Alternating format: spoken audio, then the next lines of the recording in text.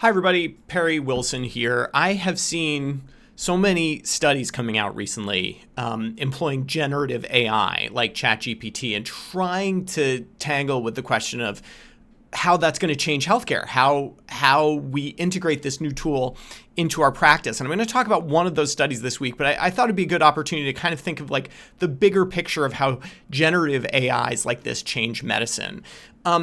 But let's talk about what we mean when we say generative AI, as opposed to whatever the alternative is. I'm calling it non-generative AI, or maybe you might call it typical AI. So the way we've used machine learning and artificial intelligence in medicine is really taking a lot of data and compressing it down into a single output, right? So you take a bunch of data from the electronic health record or from genomic data or wherever your data source is, but a bunch of inputs, and you make like a prediction at the end, right? A single number that says, what is the chance that this patient is going to die in the next year or will develop diabetes in the next 6 months, right? It's taking a bunch of stuff and compressing it. It is fundamentally reductionist. And that's really where AI in medicine has been for a long time, right? You take an X-ray, which is a ton of data, and you compress it into, yes, no pneumonia, right? A binary type of assessment. Generative AI is fundamentally different. Although the architecture is somewhat the same, you're taking inputs, and the inputs can be multiple, although in general, they're just kind of text-based prompts. But instead of compressing those inputs down to a single output, yes, no diabetes, you're creating multiple outputs. You're actually creating more as an output than is put in to begin with, which is how you can take a prompt, like I put in a prompt to a generative AI that said, serious doctor discussing artificial intelligence, right? And I got this, which is not bad. He looks somewhat concerned. Okay, so how do we use generative AI, something that fundamentally expands on the data we have available, as opposed to reducing the data we have available? Well, let's start talking about ChatGPT, the most famous generative AI. Those of you who haven't played with it, it's fun to play with, and it is a pretty decent test taker. So some of the studies that are out there have shown that if you just feed questions from, for example, a college level microbiology exam, and let ChatGPT pick the answer, you're going to score about a 95%, which is obviously pretty good. And multiple studies have actually shown that ChatGPT can pass the United States medical licensing exam, step 1, something many doctors have taken and suffered through. And so highly impressive, but I should point out that some studies have shown that it did not pass certain exams. The gastroenterology self-assessment test, for example, it only got a 64%. Passing on that test is a 70%. And the ophthalmology practice test was 50%. This is transient. I have no doubt that as more data is fed in and as these devices are optimized to take tests, remember, they weren't built to take tests at all, you'll get much, much higher scores. So we cannot rest on, we can't say like, oh no, we're still better test takers. We're at a very brief moment in time when that is going to be true. So it's important to remember that the practice of medicine is not a multiple choice test, right? You take tests like that, but when you see a patient in front of you, they don't give you 5 options of what the diagnosis might be or what the next appropriate test is. And they also present you with a lot of information that is not relevant, that is perhaps incorrect, right? A patient may tell you something that they're mistaken about, might lead you down the wrong path. It's much more complicated than a standardized test. So my question is, okay, so how do we use this tool to actually make our lives easier? And there was a paper that came out this week in JAMA Internal Medicine that sort of prompted me to put this little talk together, because it is one way that I think that we can make friends with the robots. But to do that, we need to talk about medical notes. So documentation of what we do when we see patients is obviously very important. And there are many purposes to medical notes, right? It serves as a reminder to the provider themselves. What have we discussed with the patient? What do we think is going on? We're seeing hundreds of patients. It's nice to look back at your notes and see what the thought process was and to move the case forward. Obviously, the notes are important for communication to other providers. What do I think is going on? What's our plan? What's moving forward? notes are incredibly important for medical billing, right? The level at which you can bill a visit depends critically on the elements in the note. And I think, unfortunately, that has corrupted our notes to some extent. They are chock full nowadays of stuff that is really extraneous to direct care of the patient, just to sort of justify that we thought hard enough and we spent enough time with the patient to justify a certain billing classification, when the meat of the note is much less. And I think that's a real problem. And in fact, there's really good data to show that notes have a lot of problems. One of the most important ones is copy and pasting. So this is a study that came out in 2022 that looked at thousands and thousands of medical record notes and just went to look at how much of that note was copied and pasted from a prior note. And as you can see here, in terms of progress notes, particularly inpatient progress notes, you've got 2/3 of the content of the entire note is a copy and paste from the other notes. And on the right-hand side, you can see that the longer the medical record is, the more of any given note is copied and pasted. And I have seen this, as an attending here at Yale New Haven Hospital. We have amazing medical students and residents. Nevertheless, they're very busy. The temptation of copy and paste is there. And I see things in the medical record that are no longer true, that were once true. We're treating the patient for C. diff or something when we are no longer treating them for C. diff. That is a direct result of copy and paste. So medical notes are a mess. And I think in part it's because we're forced to put so much in there that doesn't actually communicate our plan to other providers or ourselves, right? It's there for medical legal reasons. It's there for billing reasons.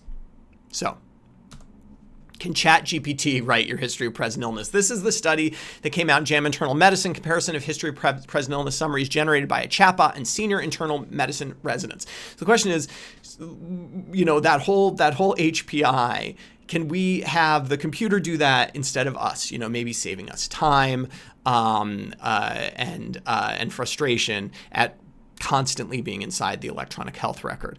So here's how the study worked. So first of all, the team had a number of scripts that were, theoretically a discussion that a doctor might have with a patient. That in-person discussion, that thing that AIs cannot do because they're not yet physically embodied, but we are. And you can see a sample of a script here. This is, the doctor says, "What brings you here?" The patient says, "I'm having some discomfort in my chest and I'm worried about it. I thought I'd better see a doctor." So here I am, right? We've all been there. And it goes on to talk about how severe it is and is it a pressure or a tightness and does it radiate, and all the sort of classic chest pain questions you would ask if you saw a patient. These scripts were then given to medical residents, senior medical residents, who had to write an HPI, right? So the patient presents with a chief complaint of chest pain and so on and so forth. But the script was also given to ChatGPT.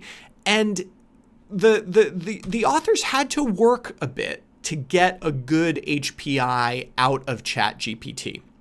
So remember, you have to give, ChatGPT is very general. It's not designed to write HPIs. You have to give it a prompt. And so you can see the first prompt, the basic prompt they said was, read the following patient interview and write an HPI. Do not use abbreviations or acronyms.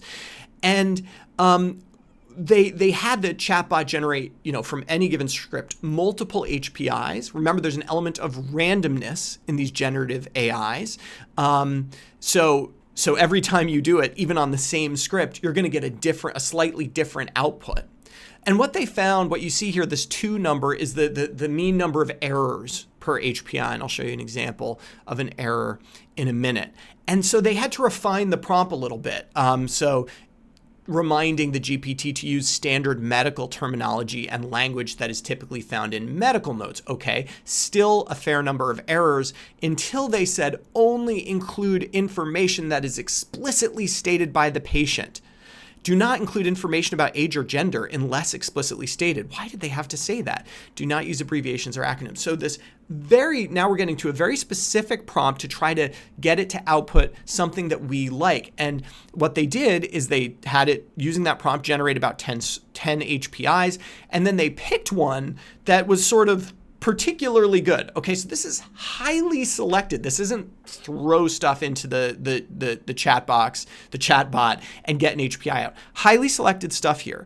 And then they mixed the AI one in with a bunch of resident ones, and they asked, senior attendings, can you tell the difference? So here's an example of an AI written history of present illness from that chest pain patient. The patient presents with a complaint of discomfort in the chest that has been ongoing for the past 3 weeks. The discomfort is described as a 7 out of 10 in severity, usually starting in the middle of the chest, sometimes radiating to the left arm. The discomfort can come on at any time, is not related to exertion or eating, and may be worse with stress. The patient does not experience sharp pain, nausea, or vomiting. The discomfort lasts for a few minutes and is accompanied by shortness of breath. The patient reports no history of similar symptoms in the past. Fine, right? I mean, if you saw this in a medical record, I don't know, I probably wouldn't immediately think that an AI wrote it. Seems perfectly reasonable to me. Now there were inaccuracies that they pulled out. So for instance, ChatGPT, remember the way it's working is it's predicting the next word based on essentially the prior words that it has seen, right? Just based on likelihood, based on the tremendous amount of data it has seen in the past. And so apparently a lot of what it generated started the HPI saying the patient is for example, 59-year-old male, when age and gender are not provided in the transcript. This is such a critical insight, right? Why does it put age and gender there? Well, because it's read a lot of HPIs, right? That's part of its data corpus. And in most of those, if not all of those HPIs, like most HPIs open with, the patient is a 73-year-old female, the patient is a 22-year-old male, the patient is, right, age and gender almost always there. So it knows it's supposed to put that there. And ChatGPT is not designed to ensure its own accuracy. It's designed to create something that seems human. It seems like a human wrote it. And it knows that HPIs are supposed to start with an age and gender. So it throws in an age and gender, even though that information is incorrect, which is why they had to update the prompt to say, like, please don't write anything about age and gender unless it is specifically mentioned. That's called hallucination, and it is doing it to make its output seem more intelligible to a human, seem more human. But it's lying, essentially. And you can see another example here. ChatGPT wrote that it has not been relieved by antacids, but in the patient script, the patient says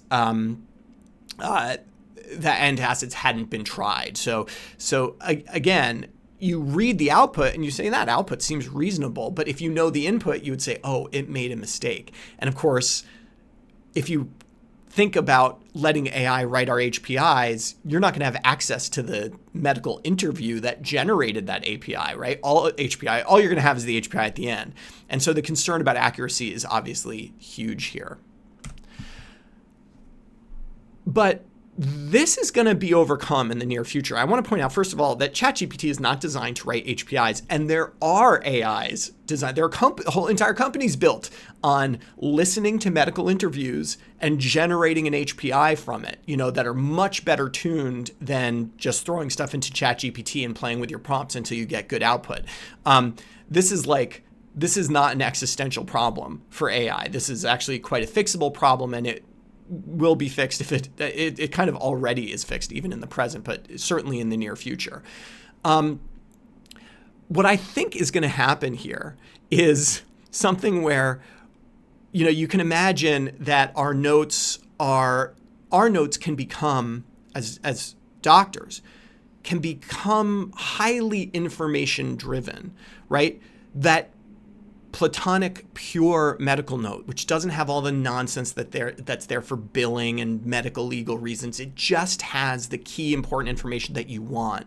You could write that note and then let the AI add all the other nonsense that needs to go in the note, right? Like, that could happen. So you've got, the bullet points here, and then the AI goes here. And of course, if you think about that for a minute, you can think, oh, well, we could probably have an AI read the medical notes too and summarize only the salient points for the doctor. So in fact, that long prose-ish medical note is almost used by no one, right? You get a doctor writing just the important stuff, some AI things going on for billing and medical legal reasons, and then it comes out on the other end, essentially just the important stuff again. And although, that sounds a little tongue-in-cheek, I think this is actually how AI changes how we write writ large.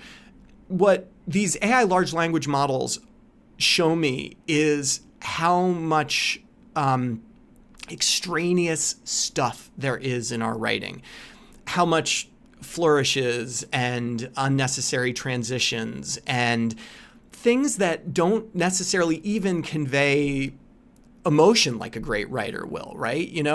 Like Hemingway doesn't use these flourishes. Hemingway's writing is not boring. It is very human. And I think these large language models actually force us to write better, like write more succinct, write more powerfully. Don't just stretch out, one paragraph of information into 2 pages like you're writing a book report in 7th grade, right? Which is how a lot of these large language models feel. So maybe the real far future of medical notes is that we actually make them useful again. That large language models translating to and from medical notes becomes quickly ridiculous, and we start to realize that we should use these things for what they were originally intended, which is actually taking care of patients. So we'll see. There's a lot left. I don't think we're getting replaced by generative AI.